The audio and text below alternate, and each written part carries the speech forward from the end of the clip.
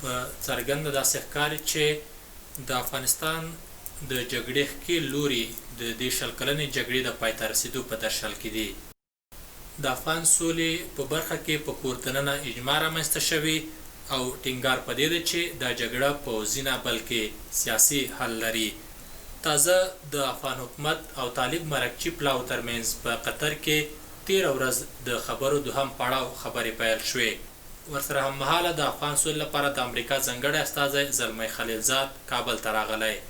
نوموړی د افغان چارواکو او سیاسي څورو سره په کتنو بوخت دی چې د راپورونو په اساس ویل کېږي نوموړی دا ځل د لنډمهالي حکومت له طرحې سره کابل ته راغلی.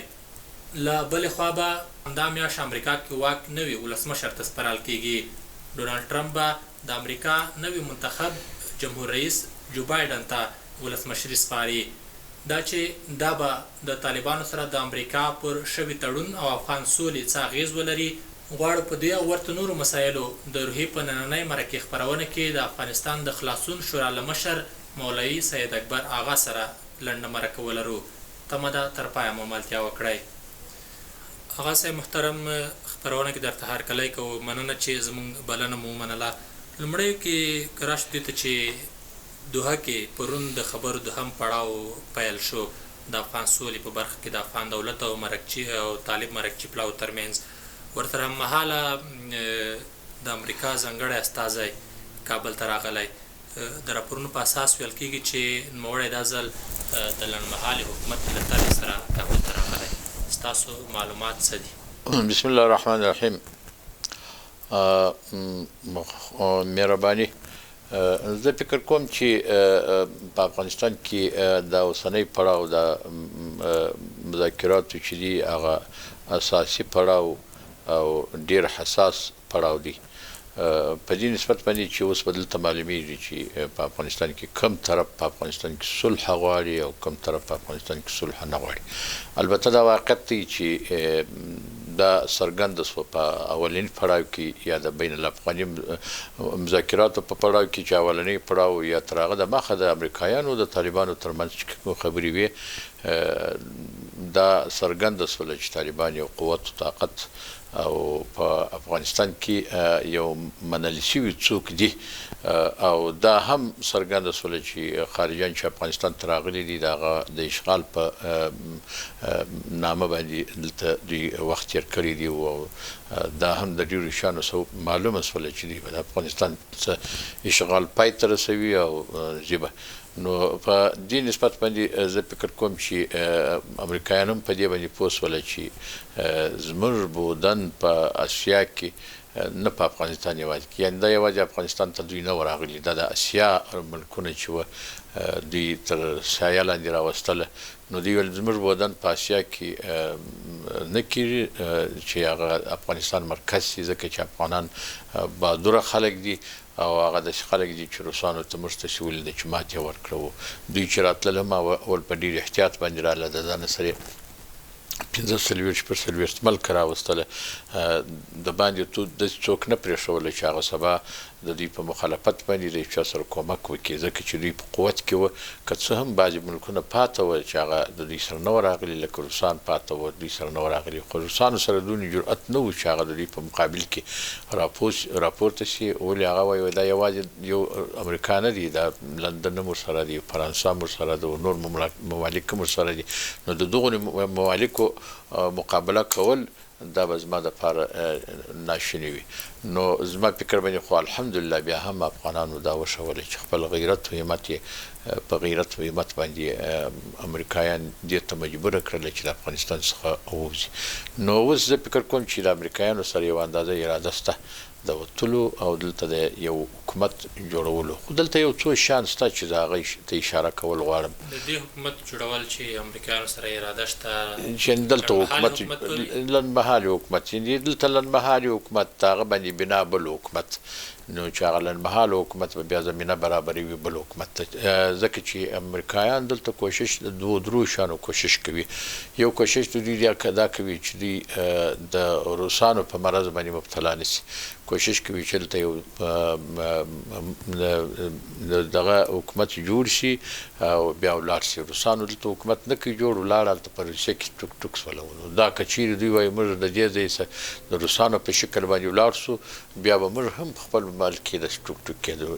یو دا دوهم متاسفانه چې افغانانو خپل استعداد چې په جنګ کې درلودي په سیاسي ډګر کې دوی دومره استعداد پیدا نه کوي چې دوی خپل صلح ته ژر ورسیږي، بلکې امریکایان اوس د دې کوشش کوي او د بندیانو په باب باندې امریکایانو دا کوشش وکړي چې شپږ میاشتې د حکومت په ذریعه باندې شپږ میاشتې به د بندیانو خلاصون وځنډوي، په ځای د دې چې د بندیانو خلاصون یا تبادله هغه د اعتماد سازي لپاره یو ذریعه وه، هغه په بې اعتمادي واوښتل. ځکه چې په شپږ میاشتې کې ډېر خلک د حکومت، تعلیم، د ملت دا د منځه ولاړه.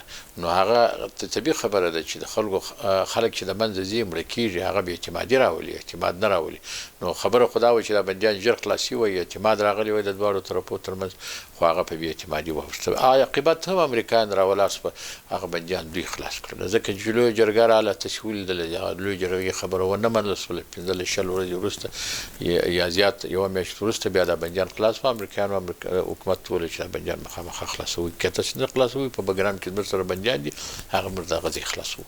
نو دوهم واري چې بیا بین الافغاني مذاکرات شروع شوه، بیا ښه خبره دا وه چې د افغانانو ترمنځ ډېر توافق ډېر ژر سره رسېدلی وای، ځکه چې دغه دوهمه مرحله د اعتماد سازي وه. دا مخامخ ناستې چې وه دې هم یو اندازه اعتماد راوستی، باور راوستی، هغه هم په بې اعتمادي واوښتله. دا هم زه فکر کوم چې د خارجیانو دسیسې وې چې عاقبت هم په هغه رقم باندې لکه څنګه چې ویل کېدله چې طالبانو وویل چې بین الافغاني مذاکراتو کې دي مبنا توافقنامه وګرځي، هغه توافقنامه مبنا وګرځېده. کاشکې اوله ورځ دغسې ووایي، نو دا به د افغانستان د خلکو یا د افغانانو به په یو ښه استعداد باندې چې هغه سیاسي استعداد هم لري، په هغه باندې به بنا شوی وای، په هغه باندې به دلالت کړی وای. خو دا هم د خارجیانو دسیسې وې چې دا خلکو ته ښکاره کړه چې افغانان چې دي په سیاسي ډګر کې هېڅ نه دي، په نظامي ډګر کې هڅه دي. په دې کې د خارجیانو څه غرض و؟ په دې کې خارجیانو دا غرض دی چې اوس هم زه په دې باندې دغه یم چې امریکایان غواړي چې په افغانستان کې صلح د دوی په منځګړیتوب باندې وشي، که سبا خپل ملک ته ولاړ شي وبه وایي چې موږ افغانان وډبول وم ټکول، د دې صلح مو پخپله ور وکړه. نو بې اشغال هم د دوی ختم شي چې دا به وایي چې اشغالګر دي، دا خبره به هم د منځه ولاړه شي او په دنیا کې به هم لوړ شي، غټ به شي. د امریکایانو په دې کې غرض دا دی. که اوس افغانان بیا دې ته متوجه شي چې دلته امریکایان په موږ کې صلح موږ ته راولي، لکه څه چې ولیدل امریکایانو په دا مابینځ کې یو دا غږ پورته کوي که افغانان سره جوړېږي نه، موږ د دوی په مابینځ کې ثالث بالخیر یا درېیمګړي کېدلی شو چې درېیمګړتوب وکړو. دویمه دا ولیدله چې قطر دا غږ وکړي چې هغه د امریکایان سره یو جوړ ملک دی چې موږ د تسهیل په نامه باندې څه کولی شو، هغوی هم امریکایان ته زمینه برابرول. اوس به بیا ویني چې بیا به د دوی په مابینځ کې ناندرې وي او د دوی په مابینځ کې به اختلافات وي، ځکه چې اوس ایجنډا یوه نه ده. امریکا د افغانستان حکومت چې د دې ځای تلي، په ځای د دې چې دوی دا وایي چې موږ ځو اول د آتش بس خبره کوو، دا یې ویلي وای چې موږ ځو د طالبانو سره خبره کوو، په توافق باندې که په هر شي باندې سره ورسېدلو نو په هغه باندې به موږ اول پیل کوو. دا چې دی وایي زه یوازې د آتش بس خبره کوم، طالب وایي زه یوازې د دغه خبره کوم، د اسلامي نظام خبره کوم، نو دا زما فکر باندې دا هم یو خبره ده چې سبا د اختلاف څخه خالي خبره نه ده، د دوی په مابینځ کې به بیا اختلاف راځي. خو زه د ستاسې د رسنۍ د لارې دواړو طرفو ته موږ خواست کوو. پرون موږ جلسه هم بله ورځ د خلاصون لارې شورا هغه مو د اعلامیه خپره کړل چې دواړه طرفه به چې په دې پوه شي چې منځګړیتوب یوازې ملت افغانستان کولی شي، منځګړیتوب چې امریکایان ته په لاس نه ورکوي، نه دې نور خارجیان ته ورکوي چې هغه خارجیان سبا بیا زړه ښه کړي چې پر بل اسلامي ملک باندې حمله وکړي. زلمی خلیلزاد، دا ځل د راپورونو په اساس ویل کېږي چې د لنډمهالي حکومت له طرحې سره کابل ته راغلی او دی به په دې ټینګار کوي چې د خبرو د سولو خبرو سره هممهاله لنډمهالی حکومت افغانستان کې جوړ شي. آیا دا به افغان حکومت ته د منلو وي د نوموړي دا طرحه، او دا طرحه د سولې خبرو یا منلو یا نه منلو برخلیک څه اغېز کولی شي؟ زه فکر کوم چې د افغانستان د حکومت په لاس کې واک نه دی. واک تر اوسه پورې موږ ته وینو چې خارجیان په واک کې دي. که اول نظامي لارې تراسو چې طالبان عادي په ارض کې هغه ځایونه ونیسي، خو بیا خارجیان ورسي هلته بمبار وکړي، هغه طالبان یا په ځای باندې ودروي یا شاته کې. اوس هم واک د خارجیانو په لاس کې دي. بندیان که خلاص کړم، خارجیانو خلاص کړه. دا اول ورته شو ولیدله چې د دوی ترمنځ چې خبرې کېدلې د خارجیانو د حکومت نه وي خوښې، ډېرې خبرې، خو خارجیانو خبره تحمیلي په حکومت باندې ومنله، ټولې خبرې پر ومنلې. دا خبره که دوی د موقتي ادارې خبره کوي یا بل عبوري حکومت خبره کوي، دا ما فکر باندې که 10 وارې افغانستان حکومت ورسره ونه مني، عاقبت به مني په څو نسبتو باندې. یو په دې نسبت باندې چې دلته خارجیان واکمن دي په افغانستان کې، دوهم به په دې نسبت باندې مني چې ملت ته افغانستان چې موږ اوس تللي یو، موږ د خلاصون لارې شورا په ډېرو ولایتو کې جلسې کوو، زو خلکو ته خلک ټوله وایي د انتقال د قدرت لپاره یو لار ضرور ده چې هغه یا به عبوري حکومت یا به موقتي اداره یا به بل څه یا به بل څه. نو زه فکر کوم چې د هغه څه علاوه که سړی دلته په افغانستان کې صلح غواړي، ټوله خلک په دې باندې دي چې په افغانستان کې طالبان په داسې رقم باندې نه راځي چې د دې حکومت تر سایه لاندې راځي. طالبان خپله وایي چې په زما اویا حصه په دغه کې په افغانستان کې په لاس کې ده، بلکې خلک وایي د دوی اویا حصه او شپېته حصه په لاس کې ده. نو زه وایي زه ولې دغه کوم اقلا که خپله نه راسم، حصه مې ډېره ده، اول خو به یې چې زه خپله راسم، که خپله نه راسم درېیم څوک خو به یي د موقته اداره کې دې راشي. نو زه فکر کوم چې دا د افغانانو غوښتنه ده او دا د معمولا د سولې تقاضا هم دا ده چې قرباني به ورکول کېږي. قرباني نو په چیش کې دی اوس، د قرباني خو په دغه کې ورکول کېږي، چوکۍ به پرېږدي او قدرت به پرېږدي، تر قدرت به تېرېږي. طالب هم دا قرباني ورکوي چې دا په موقته اداره کې مثلا چې فرض کړه قدرت نه غواړم، یو درېیم سړی به راشي، دا به دواړه د قدرت ښکاروي او بیا به حالات. تاسو یادونه وکړه چې نه د افغانانو غوښتنه ده چې باید موقت حکومت دلته راشي، خو ظاهرا داسې ښکاري چې دلته عموم کې افغانان د دې خلاف دي. د دې طرحې د ملاتړ کوونکو نه هدف ستاسو څوک دي چې مثلا دوی غواړي افغانستان کې د موقت حکومت یا لنډمهاله حکومت؟ زه ما دوه رقمه خلک درته وویل. یو دا رقم خلک دي چې حکومت هر حکومت وایي چې ملت زما سره ملګری دي. هر حکومت چې جمهوریت یو په ملکو کې هغه وایي ملت زما سره ملګری دي، زه ملت راوستم. هغه حکومتونه خو انصافدار حکومت چې ملت په هر شي کې د ځان سره ملګری بولي. که سبا ملت راولاړ شي وایي چې د حکومت چې نه وي، هغه حکومت به نه وي. تاسې وینئ چې نن په پاکستان کې هغه دي مظاهرې دي، دا مظاهرې په پاکستان کې تکرارا سوي دي، حکومتونه نړولي دي. جمعیت اسلامي په پاکستان کې یو کوچنی تنظیم دی، یو څو کاله د مخه ولاړ سو، د حکومت په مقابل کې حکومت یې ونړوي. دا اوس چې اوس ولاړ دي، دا موږ نن سبا وینو چې دا حکومت مخامخ نړېږي. ولې دا حکومت هم دا فرض کړی دی چې د جمهوریت معنا د خلکو حکومت، د جمهوریت خپله معنا دا ده چې د خلکو حکومت. نو د خلکو حکومت چې دي خلک چې نه غواړي حکومت، بیا به حکومت نه وي. نو اوس چې موږ اول دې ته وګورو چې طالبان په سل کې اویا یا شپېته یا اویا دلته په ټولو ټلویزیونونو کې دا یادي حصه لري، نو خو معلومداره خلک چې دي چې په شل کې اویا او شپېته دي حکومت نه غواړي. او دا په کابل کې چې اوسنی حالات دي، چې اوس دغه بدبختي په کابل کې جریان لري، دا خلک په دې خوشحاله دي چې دا حکومت چې دا بدبختي راولي. نو په دې به طبیعي نه خوشحاله چې سړی مسجد سهار نشي تللی، وایي مسجد لمونځ سهار نه کوم، ولي یو څوک غلا راسه کوي، یو څوک مې ولي بل څه ماښام نشي تللی مسجد ته. ته ورسه دا زموږ مسجدونه وزیر اکبر خان کې 10 کسه 15 کسه په امام پسې ولاړ دي. پخوا به په امام پسې 200 کسه درېدل، اوس دغه ولاړ دي. د جمعې لمانځه و نورو ته خلک نشي تللی. دغه حالات چې نن موږ په کابل کې وینو، د غلا او د بل څه هر څه، نو خو دا چې اوس دلته په کابل کې خلک وپوښتي، هغه وایي په دغه رقم حکومت داري خو زما نه ده خوښ چې په دغه رقم حکومت داري. نو دا مسلم حقیقت دی چې په افغانستان کې د افغانستان حکومت چې دی هغه تغییر غواړي، دغه بدلیدل غواړي. تاسو ولیدئ چې دلته د حکومت خلک د نجیر احمدزي او د نورو په نامه باندې دلته بل د بدلون او تغییر او د بدلون په نامه باندې یو روان جوړ کړي. دلته ما ته رااله دلې اوس یې روان ستا د پنجشنبې په تېره پنجشنبه هم جلسه وه، بل مخکې شپو کې هم جلسه وه، مفتیاله او کمړي جلسو ته نه ورغلو.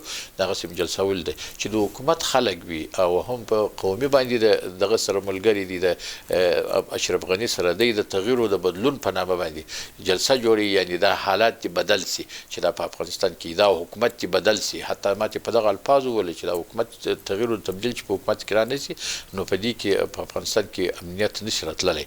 نو موقته اداره د خلک غواړي دلته سیاسون موږ لرو چې اداره د حالت د بدلیدو سبب کېدای شي. دا مې یو مثال ووایه، یعنی موقته اداره عبوري حکومت بدیل حکومت چې په هر شکل باندې وي.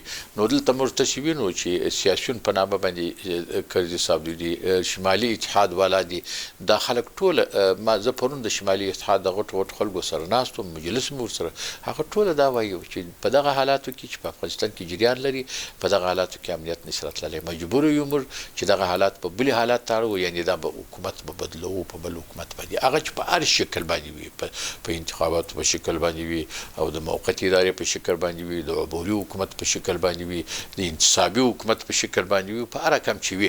دې شي ته نن ضرورت شته. دا داسې نه دي چې دا یوازې وایي چې اوس نن په افغانستان کې معلومات وکړي د خلکو سره په 100 کې 98 کسه یا 99 کسه دا وایي چې دغه حالات چې دي موږ ته د منلو وړ نه دي. پرون په قطر کې د خبر دوهم پړاو پیل شو. دې پړاو کې هر ډله یا هر طرف خپل شرطونه لري. افغان حکومت ویلي چې د دوی لومړی شرط یا لومړی ټینګار به په وربند وي. ستاسو د معلوماتو په اساس امکان لري چې د خبرو په دې پړاو کې وربند ټینګ شي او تفریقوالی کم شي؟ دلته دوه شیان دي، یو شی چې طالب غواړي او یو شی چې حکومت غواړي. طالب وایي چې دلته دی اسلامي نظام راشي او حکومت وایي چې دلته دی آتش بس راشي. نو اسلامي نظام چې دی په یو نسبت چې وګوري هغه اساسي او بنیادي شی دی چې دا ملک به هر وخت په دغه نظام باندې آرامي. دا یو د 2 ورځو 3 ورځو 5 ورځو لپاره زه به خبر افرادم دغه خبر زه درته تشریح کوم. افغانستان حکومت وایي آتش بس راشي. اوس دلته په منطقو کې یو قانون دی وایي عموم خصوص مطلق. عموم خصوص مطلق دې ته ویل کېږي چې یو کار دې وکړي دا بل ورسره راځي، او دا ماده د اجتماع ده، او یو ماده د ابتراق ده چې یو کار دې وکړي بل نور سره راځي، دا ماده د ابتراق ده. نو وایي په عموم خصوص مطلق کې هغه ماده ښه ده چې هغه د اجتماع ماده ده. مثلا که اسلامي نظام په ورځ باندې برپای شو، یعنی توافق باندې وشو، په هغه ورځ به امنیت دلته راځي. بیا دلته د جنګ مجال نه پیدا کېږي چې یا نه د جنګ توجیه پیدا کېږي چې دلته به جنګ وي. او که چیرې امنیت دغه راسي چې شي بولي آتش بس راسي، اسلامي نظام به نو سره راځي. ځکه چې آتش بس رالي بیا به نو په اسلامي نظام باندې جلا خبره کېږي څنګه اسلامي نظام غواړي، څه وخت یې غواړي، په کم طریقه غواړي، کم شان عملي کول غواړي، څه وخت به عملي کېږي، دا به جلا یو لوی باب په دې باندې به خبره کېږي. نو دلته عموم خصوص مطلق دی. په هغه د اجتماع ماده به موږ غواړو که اسلامي نظام باندې توافق راشي، په هغه ورځ باندې په آتش بس باندې د خبرو ته ضرورت نشته، راځي به خامخا. نو زه خپله وایم آتش بس چې دی بنیادي او اساسي شی نه دی، عارضي شی دی. یعنې دا ملت اوس دې ته ضرورت لري چې 15 ورځې 10 ورځې 20 ورځې یا 1 میاشت 2 میاشتې آتش بس وشي. دا ټول خلک په دې باندې متفق دي، که حکومت دي که غیر. اما لیکن دا بل چې اسلامي نظام چې دی هغه اساسي او بنیادي په دې دی چې دا ملت د هر وخت دپاره دې ته ضرورت لري چې دلته یو داسې نظام ولرو چې هغه د مسلمانانو نظام وي، ودې په هغه باندې مسلمانانو روان وي، په هغه باندې د څوک له چا څخه ګیله ونه کړي. نو زه فکر کوم چې یو خدا شی دی، لکه نو دا به اوس تاته معلوم شوي چې ترجیح کومه خوا لري. دوهمه خوا دا درته وایم، البته که دواړو شان موږ یو شی کو، اسلامي نظام هم وواړو، آتش بس هم وواړو، دواړه یو شی دي، حق د اولیت به څوک ورکوي؟ دوی دواړه طرفه په دغه یوه شي کې زما د خیال پاتې راغلي دي چې درېیمګړي نه لري. که دوی دې ملت ته مراجعه کړې وای، په دې ملت کې زموږ ډېر مشهور او معروف بانفوذه او بېطرفه خلک د خارجانو څخه متاثره نه، داسې خلک موږ په دې ملت کې لرو او دلسوزه خلک، زی رحمه خلک چې هغه سوله غواړي. دوی خپل مرکچي پلاوي کې او طالبان اړخ هم دا ادعا کوي چې دواړه اړخونو کې د هیواد خلک دي او دوی به د هیواد البته د هیواد کومې هغه مهمې اړتیاوې چې دی هغې ته به لومړیتوب ورکوي. دولت هم ټینګار په دې ده چې دوی خپل پلاوي کې د هیواد د هرې برخې د هر قوم خلک ګمارلي دي او دې پلاوي کې شته. خو متاسفانه چې دولت دې ته متوجه نه دی چې د مالي ریل دغه په جنګ کې د 20 کاله جنګ کې وکړه. که په 20 کاله جنګ کې و نو بیا خو د هیواد خلک نه دي، خو د جنګ خلک دي، نظامي خلک دي، د یو طرف خلک دي. او که د طالبانو خلک په 20 کاله جنګ کې و خو د یو طرف خلک دي. زه خبر نه خبرو خو د جنګ د اړخونو خوا کېږي. آیات شریف دی په یوه مخ کې 3 ځای راغلي دي، فاصلحوا بینهما، معنی ته صلح کوي په مابین کې د دوو متنازعینو ډلو، دغه د درېیمګړي ته وایي. بل ځای راغلي دي په انفاءت فاصلحوا بینهما بالعدل، بیا داسې فاصلحوا بینهما راغلي دي. بل ځای فاصلحوا بین اخویکم راغلي، دا د درېیمګړي ته وایي. په آیات سره درېیمګړي ثابت شوی دی چې اوس د دوی په مابین کې درېیمګړي حکومت دی که طالب دی، خو دواړه یو طرف د جنګ طرف دی، بل د جنګ طرف دی. دا خو په هغه صورت کې وایي چې د دوو طرفو ترمنځ مقابله وي. دا درته وایي لکه ته چې وایه په دغه آیات راغلي دي، آیاتونه راغلي دي. نو دلته خو درېیمګړي ته خو امر شوی دی په درېیمګړي باندې. نو دلته خو درېیمګړي ته ضرورت شته چې درېیمګړي د دوی په منځ کې څوک به دا معلوموي چې دغه حق د اولیت لري. ستاسې پوښتنه کوم، حکومت وایي زما ایجنډا حق د اولیت لري، طالب وایي زما ایجنډا حق د اولیت لري. خو زه درته وایم که اساسي او بنیادي شی واخلې، خو د طالب ایجنډا حق د اولیت لري. ولې دا هر وخت بلکې دې ته ضرورت لري چې اسلامي نظام پکې کړي. او که عارضي خبره یې واخلې چې عارضي اوسنی حالت دی، هغه د حکومت ایجنډا حق د اولیت لري چې اوس امنیت راشي. خو اوس دلته د دوی په مابین کې اعتماد او باور نشته. لکه ما چې وختي په خبرو کې تر ټول مال د اعتماد سازي دپاره تبادله وه، په بې اعتمادي باندې واوښته. د دوی په مابین کې اعتماد او باور په څوک قایموي؟ هغه به درېیمګړي قایموي. درېیمګړي به وایي دواړو طرفو ته چې ستاسې په مابین کې پلانکی په حق دی، پلانکی نه حق دی. راځي دا نه حق ته ووایي چې ته نه حق یې راځي په حق څه. درېیمګړی به افغانان وي یا بهرني؟ لکه ما چې د ټول امریکایان کوشش کوي چې زه درېیمګړی سم، یعنې په دا درېیمګړیتوب کې ډېره لویه دواړو ته د منلو وي چې امریکا د زه راځم. زه په دا درېیمګړیتوب کې هر سړی وایي چې زما نیکبختي ده. خو زما لکه اول چې په خبرو کې ما درته وویل مال باید چې افغانان چوپ ته وایي چې امریکایي ته درېیمګړیتوب ورنه کړي، خارجان ته درېیمګړیتوب ورنه کړي، همسایګان ته درېیمګړیتوب ورنه کړي. خپله افغانان راولاړ شي د دوی په مابین کې درېیمګړي شي، هغه کولی شي چې اور د ځانه څخه خپل افغانان د ځانه څخه خپل ځانه څخه اور وژني. نو یو څوک چې د خپل ځانه څخه اور وژني هغه ډېر کوشش کوي، هغه به خامخا دلته داسې نظام راوړي چې هغه به سبا خلا نه وي پکې. لیکن که همسایګان په موږ تاسې کې نظام جوړوي یا نور خارجان موږ تاسې ته نظام را جوړوي، هغه به داسې شی پکې ګوري چې سبا به بېرته انفجار راځي. یو کال دمخه یو کال وروسته به بیا په هغه زموږ تاسې نظام خرابېږي او بېرته په جنګو اخته کېږي. ستاسو په باور دلته افغانستان کې اوس وختونو کې داسې څوک شته افغانستان کې چې دا منځګړیتوب په رښتینې معنا ترسره کړي او دوی داسې خلک نه وي چې د واک لپاره یا د ځینو خپلو ګټو لپاره جګړې ترسره کړي او اوس وخت کې منځګړیتوب ترسره کړي؟ البته که دا جګړې یوه جګړه وای په افغانستان کې، بیا هغه وخت کې نه افغانان ټول پر اخته وای، بیا په هغه وخت کې نه پیدا کېدې منځګړي. مختلفې جګړې دي. یو وخت کې د مجاهدینو او د کمونیسټانو ترمنځ جګړه وه، بیا بل وخت کې د مجاهدینو او د مجاهدینو ترمنځ جګړه وه، بیا بل وخت د طالبانو او د مجاهدینو ترمنځ جګړه وه، بیا بل وخت خارجان راغله د طالبانو او د خارجانو ترمنځ جګړه وه. دا جګړې مختلفې دي. په دې مختلفو جګړو کې خو موږ دا یو جز راخلو چې اوس خارجان دلته راغلي دغه وتلو ته ضرورت شته دغه خلک چې دلته نور د خارجانو په بغل کې د طالبانو سره جنګېدلي د دې د دغو ترمنځ خبره پکار ده نو هغه درې قسمه چې معنو درته وویل یا څلور قسمه هغه کولی شي چې دغه منځګړیتوب وکړي ولې په دغه دلته د هغه دپاره دلته ځای د یو سوال نه پیدا کېږي چې سړی بیا دا سوال پر وکړي چې دلته نو تم په پلانکي جګړه کې ولاړ یو پلانکي جګړه کې دا دغه سته او دغه ما وره اوس موږ په هر وخت کې د وخت خلک درلوده په هر دغه کې که د مجاهدینو او د مجاهدینو ترمنځ جګړه وه یو دوه تنظیمه سره اخته وه حزب جمعیت سره اخته وه مثلا ته فرض کړه د جهاد تنظیمونه درو شوم حرکت نو پکې مولوي خالص نو پکې ابل حضرت صاحب نو پکې پیر صاحب نو پکې هغه هم تنظیمونه و جهادي تنظیمونه دا نه و پکې نور هم داسې خلک و چې نه و پکې او که د کمونیسټانو او د مجاهدینو ترمنځ جګړه وه هغه جګړه خو لا داسې وه چې ټوله دنیا مشروعیت ورکړی و چې هغه جګړه مشروعیت دغه ده ځکه چې په هغه جګړه کې خو دغه نه و اختلاف نشته په هغه کې هم داسې خلک شته وه چې په هغه یو طرف کې ولاړ نه وه خو مطلب د منځګړیتوب په افغانستان کې به هر تقدیر ډیر خلک پیدا کیږي چې هغه باندې پوز اشخاص دي هغه منل شوي اشخاص دي هغه کولی شي چې منځګړیتوب وکړي هغه د خارجیانو سره متاثره شوي نه دي هغه ځای رحمه خلک دي هغه په دې ملت کې ښېګڼې غواړي د دې ملت ښېګڼو دغه هغه اسلامي نظام غواړي او بل دا دي زه به لنډ شی درته وایم دغسې جګړې لکه اوس چې دي چې دا جګړې هره جګړه د مسلمانانو ترمنځ چې دي هغه د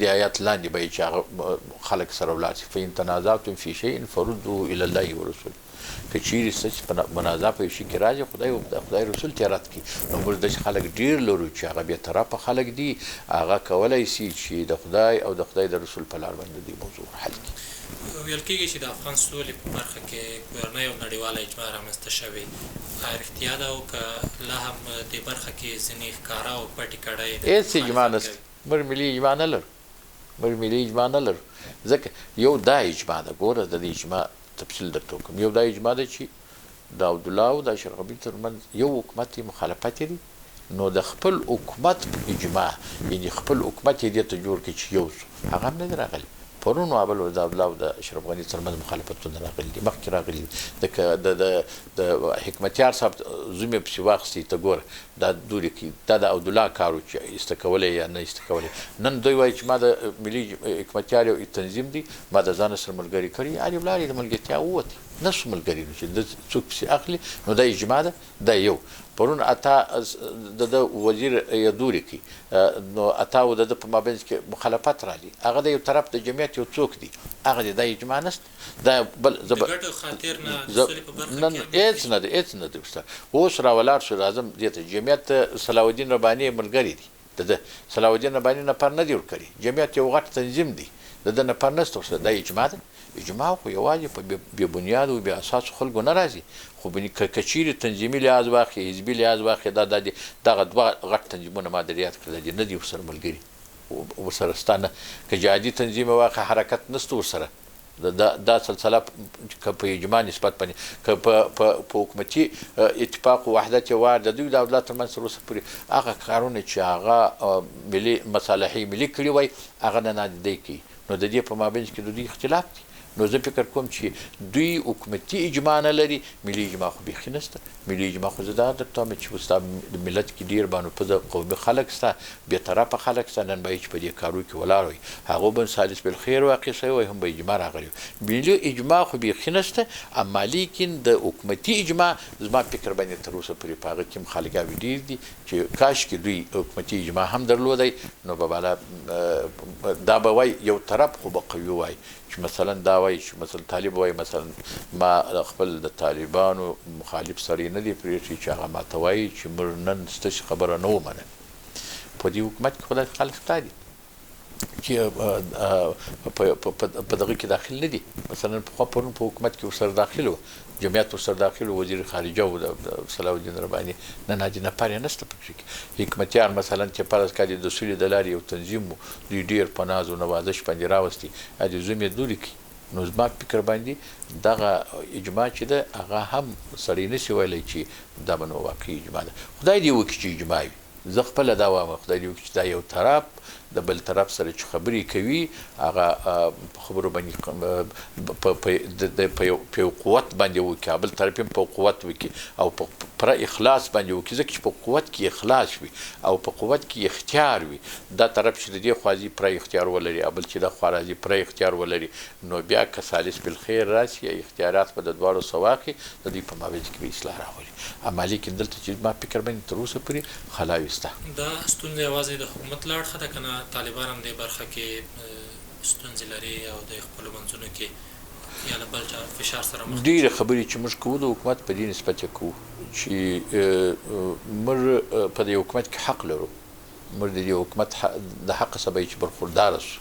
طالب کې حق نه لرو، یو اسلامي حق لرو، د مسلمانۍ دغه حق لرو، د وطنداري حق لرو. هغه مادي حق چې دی د خلکو نن حکومت کې دی، یعنی نن حکومت د دوی په سر باندې دی، خلکو په سر باندې د دنیا څخه شي راوړي وای زه د خلکو حکومت یم او نن چې د حکومت باندې طالبان هم د 80% د خاورې د کنټرول ادعا کوي او خو ادعا کوي، خو څوک شکایت نه کوي. دلته خو شکایتونه جریان لري. زه فکر کوم چې موږ ته چې وینو دلته جریان لري په شکایتو باندې. یو دا زه به خبر درکوم، یو ادعا ده د طالب په منطقه کې خلک د مکتب نه دي برخوردار شوي، کومک نه دی ورسره شوی. د طالب دغه کې د کوم مؤسسات چې دی هلته کومک نه کوي، هغه دلته ټوله په داخل د افغانستان په دغه کې وایي چې طالب مخالفت کوي. نه یې طالب څو وری اعلانونه وکړي چې مؤسسات کولای شي چې زموږ منطقې ته راځي، زموږ په منطقو کارونه وکړي.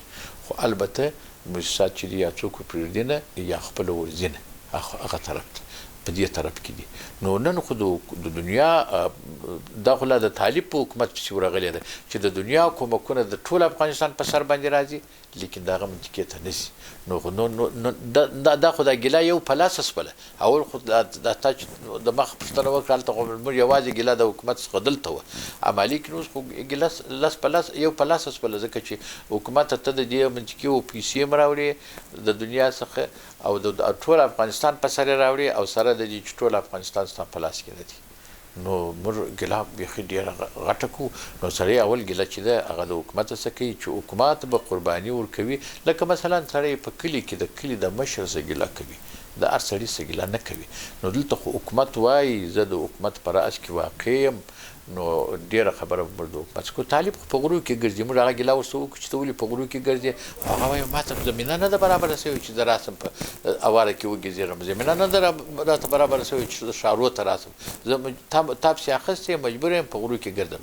نو ډېره ګیله اول د حکومت څه ده. دویم به داسې شیان وي چې هغه به سړی طالب ته هم دا وایي چې که ته ثالث بالخیر یا درېمګړی نه غواړې دا ملامتیا په تا کې ده، دا به چې ته هم ورسره قبول کړې. درېمګړی داسې سړی وغواړه چې په افغانستان کې په اسلامي لحاظ باندې، په ملي لحاظ باندې، په هر څه لحاظ باندې رسېدلی یو څوک وي. دا به دواړو طرف ته سړی وایي. که سړی بیا دوی راولاړېږي دواړه طرفه په دې باندې توافق کوي چې درېمګړی به یو غل وي، درېمګړی به یو د یو چا ایجنټ وي، درېمګړی به څوک وي، په هغه صورت کې دواړه ملامت دي. لیکن دواړو سبب موږ دا وایو چې درېمګړی به داسې سړی وي چې هغه اسلام پرسته وي، افغان پرسته وي، ملت پرسته وي، دغه سړی به درېمګړی وي او دلته به صلح غواړي. ډېره مننه آغا صاحب. که راشو دې ته چې راتلونکو 2 اونیو کې به د امریکا ولسمشري یا واک جو بایډن ته انتقالېږي له ډونالډ ټرمپ څخه، دا به د افغان سولې او له امریکا سره د طالب پر هوکړې څه اغېز ولري؟ د ټرمپ پالیسۍ یا د جو بایډن دفاعي سیاست په دې برخه کې کوم تاثیرات هر څوک بې موږ افغانستانه هر څوک د ملت په غم کې دي، یو افغانان د ملت په غم کې نه دي. دا چې ټرمپ د افغانستانه وتی زموږ په وجه نه دی وتلی، چې زموږ د افغانانو چې ډېر تاوان راورسوي، ډېر نقصان یې راورسوي، نو د افغانستانه سوی زه وځم. که هغه وایي نو ولې تر اوسه پورې د ګوانتانامو کې زموږ بندیان ناست دي؟